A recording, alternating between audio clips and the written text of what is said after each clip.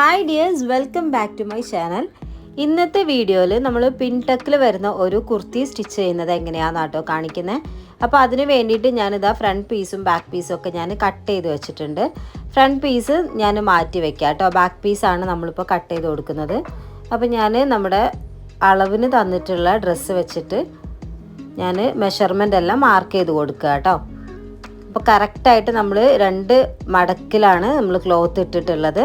കറക്റ്റായിട്ട് ഞാൻ അതിൻ്റെ മുകളിലേക്ക് നമ്മൾ അളവിന് തന്നിട്ടുള്ള ഡ്രസ്സ് ഇട്ട് കൊടുത്തിട്ട് ഞാൻ മെഷർമെൻ്റ് ഒക്കെ ഒന്ന് മാർക്ക് ചെയ്ത് കൊടുക്കുന്നുണ്ട്. അപ്പോൾ നമ്മുടെ ഈ അളവ് ഡ്രസ്സിനേക്കാളും 1/2 ഇഞ്ച് കൂടി ലൂസ് വേണമെന്ന് പറഞ്ഞിട്ടുണ്ടായിരുന്നു. അപ്പോൾ ഞാൻ ആദ്യം കറക്റ്റായിട്ടുള്ള മെഷർമെൻ്റ് ഒന്ന് മാർക്ക് ചെയ്ത് കൊടുക്കുകയാണ്. അതിന് ശേഷം ഞാൻ 1/2 ഇഞ്ച് കൂടി ഞാൻ ലൂസ് ആഡ് ചെയ്ത് കൊടുക്കുന്നുണ്ട് കേട്ടോ.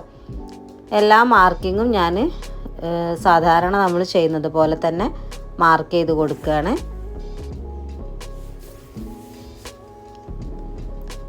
കൈക്കുഴി ഞാനൊന്ന് വരച്ചു കൊടുക്കുന്നുണ്ട്. മാർക്കിങ്ങിൽ തന്നെ കറക്റ്റായിട്ടൊന്ന് വരച്ചു കൊടുക്കുന്നുണ്ട് കേട്ടോ. അതുപോലെ തന്നെ നെക്കിൻ്റെ വിഡ്ത്തും ലെങ്ത്തും ഞാൻ മാർക്ക് ചെയ്ത് കൊടുത്തിട്ടുണ്ട്. ഇത് നമ്മുടെ അളവിൽ തന്നിട്ടുള്ള ഡ്രസ്സിൻ്റെ സെയിം അളവാണ്.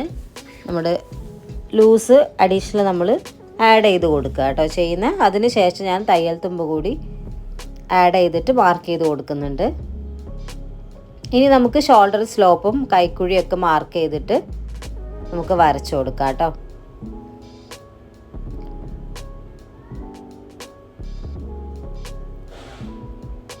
നമ്മൾ ബാക്ക് പാർട്ട് മാത്രമാണ് കട്ട് ചെയ്തെടുക്കുന്നത്. ഫ്രണ്ട് പാർട്ട് ഇതിൻ്റെ കൂടെ കട്ട് ചെയ്യുന്നില്ല. കാരണം ഫ്രണ്ടിലാണ് നമുക്ക് പിൻടക്കിൻ്റെ പ്ലീറ്റ്സ് കൊടുക്കാനുള്ളത്. അതുകൊണ്ട് പ്ലീറ്റ്സ് കൊടുത്തതിന് ശേഷം നമുക്ക് കട്ട് ചെയ്തെടുക്കാം കേട്ടോ. ഇപ്പോൾ ഞാൻ ബാക്ക് പീസ് മാത്രമാണ് കട്ട് ചെയ്തെടുക്കുന്നത്. ഇപ്പോൾ മെഷർമെൻ്റ് എല്ലാം ഞാൻ മാർക്ക് ചെയ്ത് കൊടുത്തിട്ടുണ്ട്. ഇനി നമുക്കിതൊന്ന് കട്ട് ചെയ്തെടുക്കാം കേട്ടോ.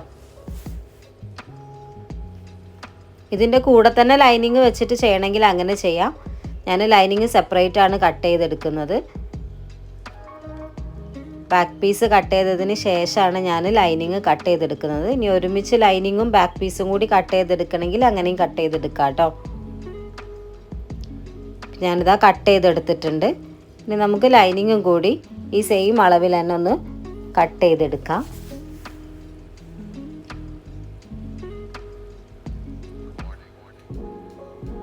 ലൈനിങ് പീസ് നമ്മൾ സാധാരണ ചെയ്യുന്നത് പോലെ തന്നെ 4 മടക്കായിട്ട് വെച്ചിട്ട് ബാക്ക് പീസ് അതിൻ്റെ മുകളിലേക്ക് വെച്ചിട്ട് ഞാൻ മാർക്ക് ചെയ്തെടുക്കുക കേട്ടോ. ലൈനിങ് മെയിൻ മെറ്റീരിയലിനേക്കാളും ഒരു 2.5 ഇഞ്ചിൻ്റെ വ്യത്യാസമാണ് ഉള്ളത്. ഞാനിതാ കറക്റ്റായിട്ട് അളവൊക്കെ മാർക്ക് ചെയ്ത് കട്ട് ചെയ്തെടുത്തിട്ടുണ്ട്.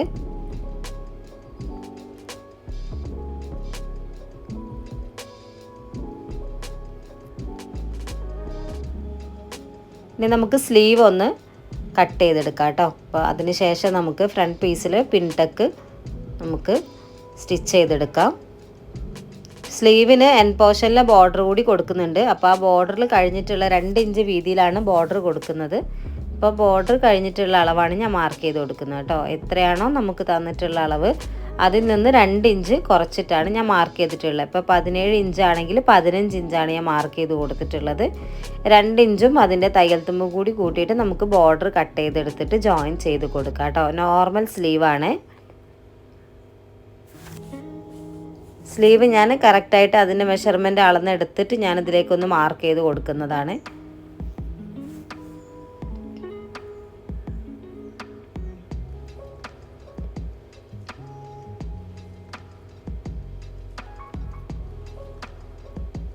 സ്ലീവ് കട്ട് ചെയ്യുന്നതിൻ്റെ കൂടെ തന്നെ സ്ലീവിൻ്റെ കൂടെ വെക്കാനുള്ള ബോർഡറും കൂടി ഞാൻ കട്ട് ചെയ്തെടുക്കുന്നുണ്ട്.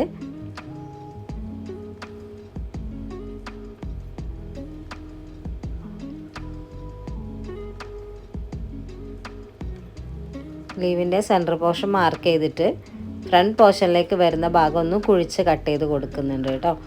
ഇത് നിങ്ങൾ സ്റ്റിച്ച് ചെയ്യുന്ന സമയത്തും ചെയ്യാം, അല്ലെങ്കിൽ അതിന് മുൻപ് ഇതുപോലെ തന്നെ സ്ലീവ് കട്ട് ചെയ്യുന്ന സമയത്ത് ചെയ്താലും കുഴപ്പമില്ല. ഞാൻ അധികവും സ്റ്റിച്ച് ചെയ്യുന്ന സമയത്താണ് കുഴിച്ച് കട്ട് ചെയ്ത് കൊടുക്കാറുള്ളത്. ഇനി ഞാൻ ഫ്രണ്ട് പീസ് എടുത്തിട്ടുണ്ട്. അതിൽ നമ്മൾ പിൻടക്ക് എത്ര ലെങ്ത്തിലാണോ വേണ്ടത് അതൊന്ന് മാർക്ക് ചെയ്ത് കൊടുക്കുക കേട്ടോ. ഇതൊക്കെ ഓരോരുത്തരുടെ ഇഷ്ടത്തിന് മാർക്ക് ചെയ്ത് കൊടുക്കുക. ഞാനിവിടെ ഒരു 12 ഇഞ്ച് ലെങ്ത്തിലാണ് മാർക്ക് ചെയ്ത് കൊടുത്തിട്ടുള്ളത്. ഇതൊന്നും നമുക്ക് ഓരോരുത്തരുടെ ചോയ്സിനനുസരിച്ചിട്ട് എത്ര ലെങ്ത്തിൽ വേണമെങ്കിലും ചെയ്യാം. ഒരുപാട് ലെങ്ത് ആകുമ്പോൾ ബോറായിരിക്കും. അപ്പോൾ അതിനനുസരിച്ചിട്ട് നമുക്കൊരു വേസ്റ്റിൻ്റെ ഷേപ്പിൻ്റെ ഭാഗമൊക്കെ വരുന്ന ആ ഒരു ലെങ്ത്തിൽ നമുക്ക് മാർക്ക് ചെയ്ത് കൊടുത്താൽ നല്ല ഭംഗി ഉണ്ടാവും കേട്ടോ. അപ്പോൾ ഞാൻ ആ അളവൊന്ന് മാർക്ക് ചെയ്ത് കൊടുത്തിട്ടുണ്ട്. നമുക്ക് പിൻടെക്ക് എത്ര വീതിയിലാണെന്നൊന്നും ഞാൻ മെഷർമെൻ്റ് ഒന്നും ഞാൻ മാർക്ക് ചെയ്ത് കൊടുത്തിട്ടില്ല. കാരണം സ്റ്റിച്ച് ചെയ്യുന്ന സമയത്ത് ഈ ഫൂട്ടിൻ്റെ ആ ഒരു വീതിയിലാണ് ഞാൻ പിൻടെക്കിൻ്റെ ആ ഒരു വീതി കണക്കാക്കിയിട്ട് സ്റ്റിച്ച് ചെയ്യുന്നത് കേട്ടോ. ഇതേപോലെ ഓരോരോ സ്റ്റിച്ചും നമ്മൾ ചെയ്ത് കൊടുക്കുന്ന സമയത്ത് എത്ര ഗ്യാപ്പ് വെച്ചിട്ടാണ് നമുക്ക് അടുത്ത പ്ലീറ്റ്സ് എടുക്കേണ്ടതെന്നുള്ളത് നമുക്ക് സ്റ്റിച്ച് ചെയ്യുന്ന സമയത്ത് നമുക്ക് മനസ്സിലാവും. അപ്പോൾ ഇത് ഏറ്റവും സെൻറ്ററിലുള്ള ഭാഗമാണ് ഞാൻ സ്റ്റിച്ച് ചെയ്തിട്ടുള്ളത്. ഇനി നമുക്ക് രണ്ട് സൈഡിലേക്കും ഇതേപോലെ പ്ലീറ്റ്സ് ഇട്ട് കൊടുക്കണം. അപ്പോൾ നമ്മൾ അടുത്ത പ്ലീറ്റ് ഇടുന്ന സമയത്ത് ഈ പ്ലീറ്റിൻ്റെ തൊട്ടടുത്തായിട്ട് നമുക്ക് ഒരു ഭംഗി ഉണ്ടാവണമല്ലോ. ഒരു സൈഡിലേക്ക് നമ്മൾ അയൺ ചെയ്ത് വെച്ചിട്ടുണ്ടെങ്കിൽ ഒരു ഭംഗി ഉണ്ടാവുമല്ലോ. ആ ഒരു രീതിയിൽ നോക്കിയിട്ട് ഓരോ പ്ലീറ്റും ഇതേപോലെ നിങ്ങൾ അടിച്ചെടുത്താൽ മതി കേട്ടോ. അല്ലെ മാർക്ക് ചെയ്ത് കൊടുക്കുമ്പോൾ ചിലപ്പോൾ നമുക്ക് ആ മാർക്കിങ്ങിൽ തന്നെ കറക്റ്റ് ഇതുപോലെ പിടിക്കുന്ന സമയത്ത് കിട്ടണമെന്നില്ല. അപ്പോൾ നമ്മൾ 1 ഇഞ്ച് 1/2 ഇഞ്ചൊക്കെ മാർക്ക് ചെയ്യുമ്പോൾ നമുക്ക് ഇതുപോലെ കിട്ടണമെന്നില്ല.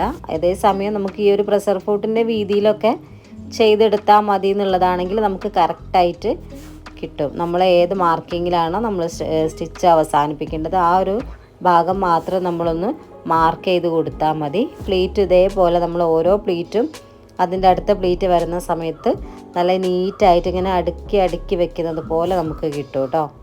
അപ്പോൾ ഞാനിതാ കംപ്ലീറ്റ് ആയിട്ട് സ്റ്റിച്ച് ചെയ്തെടുത്തിട്ട് നന്നായിട്ടൊന്ന് അയൺ ചെയ്ത് കൊടുത്തു. ഇനിയാണ് നമ്മൾ ഫ്രണ്ടിൽ മെഷർമെൻ്റ് ഒന്ന് മാർക്ക് ചെയ്ത് കൊടുത്തിട്ട് കട്ട് ചെയ്തെടുക്കുക കേട്ടോ. അപ്പോൾ നന്നായിട്ട് നമ്മൾ കറക്റ്റായിട്ട് ആ ഫ്രണ്ടിലെ പ്ലീറ്റൊക്കെ വരുന്ന ഭാഗവും ഉള്ളിലേക്കൊക്കെ വരുന്ന രീതിയിൽ വെച്ചിട്ട് വേണം നമ്മൾ ബാക്ക് പീസ് അതിൻ്റെ മുകളിലേക്ക് വെച്ചിട്ട് മെഷർമെൻറ്റ് മാർക്ക് ചെയ്ത് കൊടുക്കാനായിട്ട്. കറക്റ്റായിട്ട് നമുക്ക് മെഷർമെൻ്റ് ഒന്ന് മാർക്ക് ചെയ്ത് കൊടുക്കാം.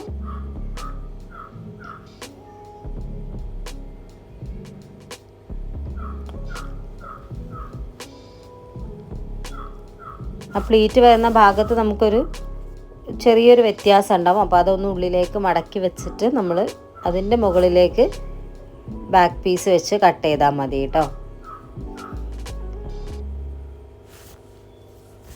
അതുപോലെ ഫ്രണ്ട് പീസിൽ നമുക്ക് കൈക്കുഴി ഒന്നുകൂടി ഉള്ളിലേക്ക് കുഴിച്ച് കട്ട് ചെയ്യാനുണ്ടാവും. അതും നമ്മൾ ചെയ്ത് കൊടുക്കുക.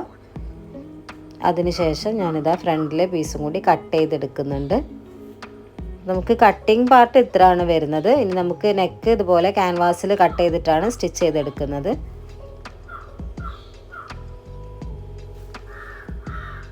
ഇത്രയാണ് നമുക്ക് കട്ടിങ് വരുന്നത്. ഇനി നമുക്ക് സ്റ്റിച്ചിങ് നോക്കാം കേട്ടോ. ഞാൻ ഫസ്റ്റ് ലൈനിങ് പീസും അതിൻ്റെ മുകളിലേക്ക് നല്ല വശം നമ്മുടെ ഫേസിങ്ങിലേക്ക് വരുന്ന രീതിയിലാട്ടോ വെച്ച് കൊടുക്കുന്നത്. നല്ല വശം മുകളിൽ വരുന്ന രീതിയിൽ വച്ചിട്ട് അതിൻ്റെ മുകളിലാണ് ഞാൻ നമ്മുടെ നെക്ക് സ്റ്റിച്ച് ചെയ്യുന്നത്. ഇപ്പം നെക്ക് ഞാൻ ഫിനിഷ് ചെയ്തെടുത്തത് ക്യാൻവാസിൽ ഫിനിഷ് ചെയ്തെടുത്തതാണ്. ആ ഒരു പീസ് അതിൻ്റെ മുകളിലേക്ക് വെച്ചിട്ട് ഒന്ന് പിൻ ചെയ്ത് കൊടുക്കുക. ഇതൊക്കെ ഞാൻ എല്ലാ വീഡിയോസിലും കാണിക്കുന്നതാണ്. നമ്മൾ നോർമൽ ചെയ്യുന്നത് പോലെ തന്നെ ക്യാൻവാസിൻ്റെ അരികു വശത്തുകൂടി ക്യാൻവാസിൻ്റെ മുകളിലേക്ക് കയറാത്ത രീതിയിൽ ഒന്ന് സ്റ്റിച്ച് ചെയ്തെടുക്കുക കേട്ടോ.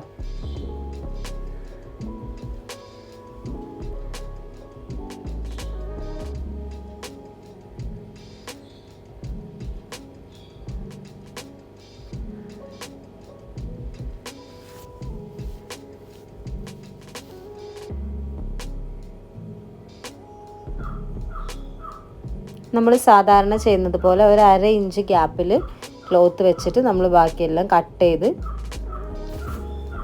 ചെയ്തിട്ടാണ് നമ്മളിത് ഫോൾഡ് ചെയ്ത് സ്റ്റിച്ച് ചെയ്ത് കൊടുക്കേണ്ടത്.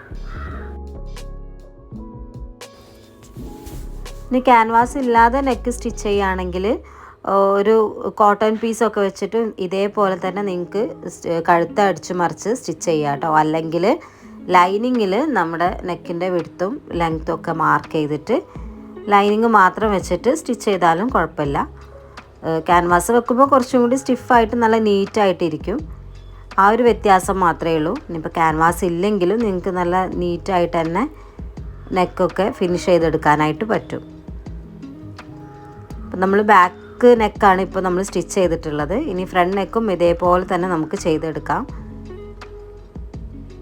ഫ്രണ്ടിൽ ഈ ഒരു ഭാഗം സ്റ്റിച്ച് ചെയ്യുന്ന സമയത്ത് പ്ലീറ്റ്സൊക്കെ കറക്റ്റായിട്ട് ഒരേ ഭാഗത്തേക്കാണ് നിൽക്കുന്നത് എന്നൊന്ന് ശ്രദ്ധിച്ചാൽ മതി കേട്ടോ. കാരണം നമ്മൾ സ്റ്റിച്ച് ചെയ്യുന്ന സമയത്ത് പ്ലീറ്റ്സ് ഇങ്ങോട്ടേക്കൊക്കെ മാറിപ്പോവാനുള്ള ചാൻസ് ഉണ്ട്. അപ്പോൾ നമ്മൾ സ്റ്റിച്ച് ചെയ്യുമ്പോൾ കറക്റ്റാണോ എന്നുള്ളതൊന്ന് നോക്കുക. അത് നോക്കിയിട്ട് സ്റ്റിച്ച് ചെയ്താൽ മതി. കാരണം സ്റ്റിച്ച് ചെയ്യുന്നതിൻ്റെ ഉള്ളിലൂടെ ചിലപ്പോൾ നമ്മുടെ പ്ലീറ്റ്സൊക്കെ ഓപ്പോസിറ്റ് സൈഡിലേക്കൊക്കെ ഇങ്ങനെ ചെരിഞ്ഞു പോകും. അങ്ങനെയാകുമ്പോൾ നമുക്ക് ഒരു വൃത്തി ഉണ്ടാവില്ല കാണാനായിട്ട്. ഒരേ ഭാഗത്തേക്ക് നിൽക്കുന്നത് കൊണ്ടാണ് ഒരു ഭംഗി ഉണ്ടാവുക.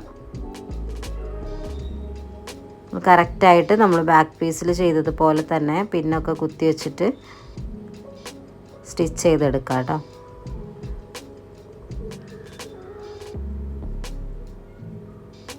ഇനി നമുക്കിത് കട്ട് ചെയ്ത് മറിച്ച് സ്റ്റിച്ച് ചെയ്തെടുക്കാം.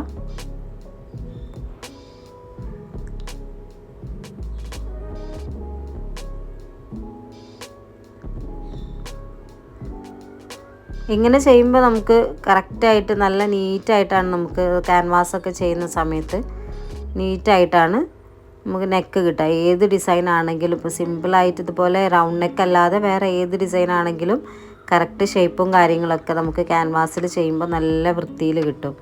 നമ്മൾ കോട്ടൻ്റെ മെറ്റീരിയലൊക്കെ ചെയ്യുന്നതിനേക്കാളും കുറച്ചും കൂടി ഒരു സ്റ്റിഫായിട്ടും അതേപോലെ നല്ല നീറ്റായിട്ടും ആ ഷേപ്പൊക്കെ കറക്റ്റായിട്ട് കിട്ടും.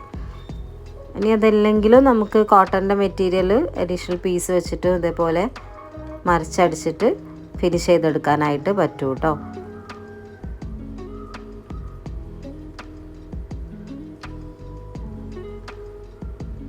ഇതുപോലെ ഒന്ന് സ്റ്റിച്ച് ചെയ്തിട്ട് നമുക്ക് നെക്ക് ഫിനിഷ് ആക്കി എടുക്കാം. ഇങ്ങനെ സ്റ്റിച്ച് ചെയ്യുന്ന സമയത്ത് ക്യാൻവാസിൻ്റെ ബാക്ക് സൈഡിൽ സ്റ്റിച്ച് ചെയ്യുമ്പോൾ നമുക്ക് ടോപ്പ് സ്റ്റിച്ച് കൊടുത്തില്ലെങ്കിലും വലിയ കുഴപ്പമില്ല. ടോപ്പ് സ്റ്റിച്ച് കൊടുക്കാതെ നമുക്ക് നമ്മുടെ ക്യാൻവാസിൻ്റെ ബാക്കി വന്നിട്ടുള്ള ഭാഗം ലൈനിങ്ങിൻ്റെ മുകളിലേക്ക് നമുക്ക് ഹെം ചെയ്ത് കൊടുത്താൽ മതി. അപ്പോൾ നമ്മൾ ബാക്ക് പീസും ഫ്രണ്ട് പീസും നെക്കൊക്കെ ഫിനിഷ് ചെയ്തെടുത്തിട്ടുണ്ട്. ഇനി നമുക്ക് ഷോൾഡർ ഒന്ന് ജോയിൻ ചെയ്ത് കൊടുക്കാം കേട്ടോ. ഞാൻ ഈ ഒരു രീതിയിലാണ് ഷോൾഡർ ജോയിൻ ചെയ്യാറുള്ളത്.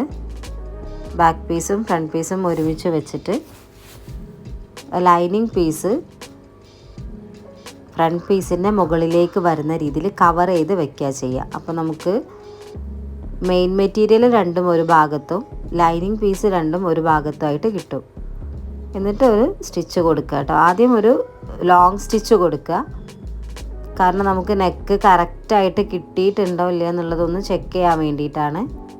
നമ്മളിങ്ങനെ വെക്കുന്ന സമയത്ത് ഒരേ രീതിയിൽ തന്നെയാണോ ബാക്കിലെ നെക്കും ഫ്രണ്ടിലെ നെക്കും കിട്ടിയതെന്നൊന്ന് നോക്കാൻ വേണ്ടിയിട്ടാട്ടോ. ഇങ്ങനെ കറക്റ്റ് കിട്ടിയിട്ടില്ലെങ്കിൽ നമ്മൾ ആ സ്റ്റിച്ച് അഴിച്ചിട്ട് വീണ്ടും നമ്മൾ സ്റ്റിച്ച് ചെയ്യേണ്ടി വരും. അപ്പോൾ ലോങ് സ്റ്റിച്ച് ആകുമ്പോൾ നമുക്ക് സ്റ്റിച്ച് അഴിച്ചെടുക്കാൻ കുറച്ച് എളുപ്പമായിട്ടുണ്ടാവും. അതുകൊണ്ടാണ് ലോങ് സ്റ്റിച്ചിൽ ചെയ്യാൻ പറഞ്ഞത്. കറക്റ്റ് ആണെന്നുണ്ടെങ്കിൽ നമ്മൾ അതിൻ്റെ കൂടെ അതിൻ്റെ മുകളിലേക്ക് നമ്മൾ നോർമലായിട്ട് സ്റ്റിച്ച് ചെയ്യുന്ന ഒരു സ്റ്റിച്ച് ചെയ്ത് കൊടുത്താൽ മതി. ഒന്നോ രണ്ടോ സ്റ്റിച്ച് നമുക്ക് ഷോൾഡറിൽ ചെയ്യാം കേട്ടോ. ലോങ് സ്റ്റിച്ച് ചെയ്തതുകൊണ്ട് നോർമൽ സ്റ്റിച്ച് 2 സ്റ്റിച്ച് ചെയ്താലും കുഴപ്പമില്ല.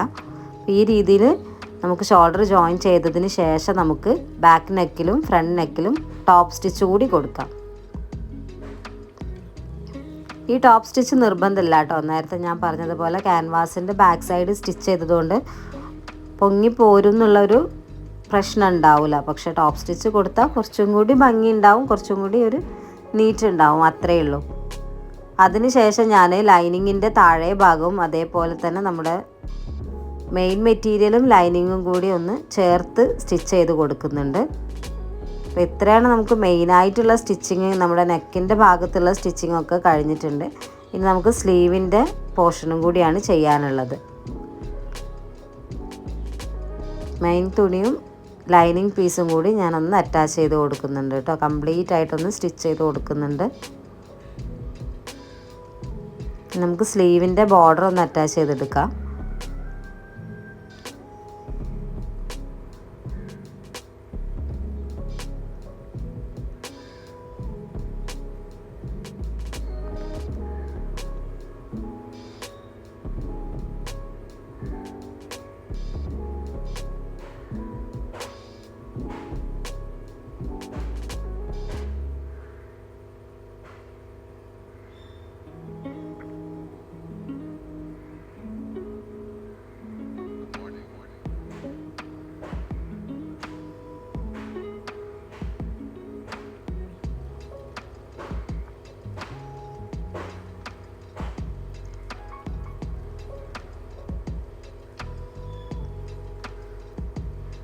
ഇത് പെട്ടെന്നൊരു നൂല് ഇങ്ങനെ പൊങ്ങി പൊങ്ങി വരുന്ന, നൂല് വലിഞ്ഞ് വരുന്ന ഒരു മെറ്റീരിയലാട്ടോ. അതുകൊണ്ട് ഞാൻ ആ ഒരു ഭാഗം ഒന്ന് ഫോൾഡ് ചെയ്തിട്ട് ഉള്ളിലേക്ക് മടക്കി വെച്ചിട്ട് ഒന്നുകൂടി സ്റ്റിച്ച് ചെയ്ത് കൊടുക്കുന്നുണ്ട്. അല്ലെങ്കിൽ ആ സ്ലീവിൻ്റെ ഉള്ളിലൂടെ ഒക്കെ നമുക്ക് ആ നൂല് ഇങ്ങനെ വലിഞ്ഞ് വലിഞ്ഞ് വരും. അതുകൊണ്ട് ഞാൻ ഇതേപോലെ ഒന്ന് ഉള്ളിലേക്ക് മടക്കി വെച്ചിട്ടൊന്ന് സ്റ്റിച്ച് ചെയ്ത് കൊടുക്കുന്നുണ്ട് കേട്ടോ.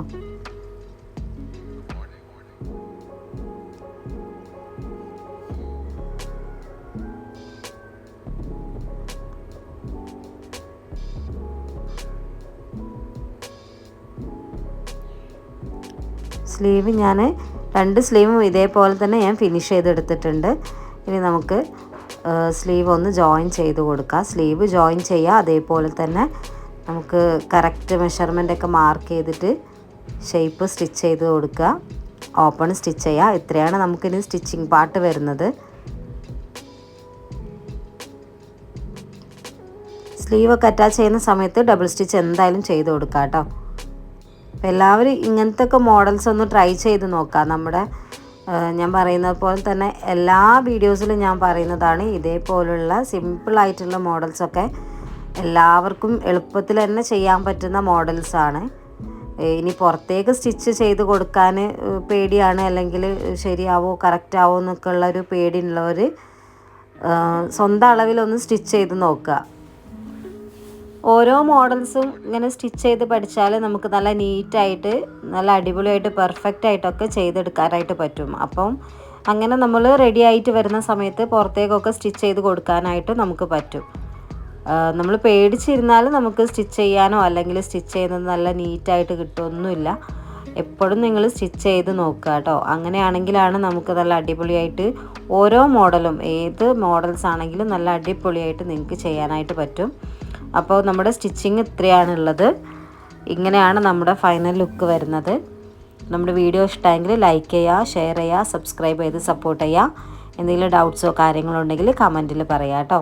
അപ്പോൾ നെക്സ്റ്റ് വീഡിയോയിൽ വീണ്ടും കാണാം. ടാറ്റാ.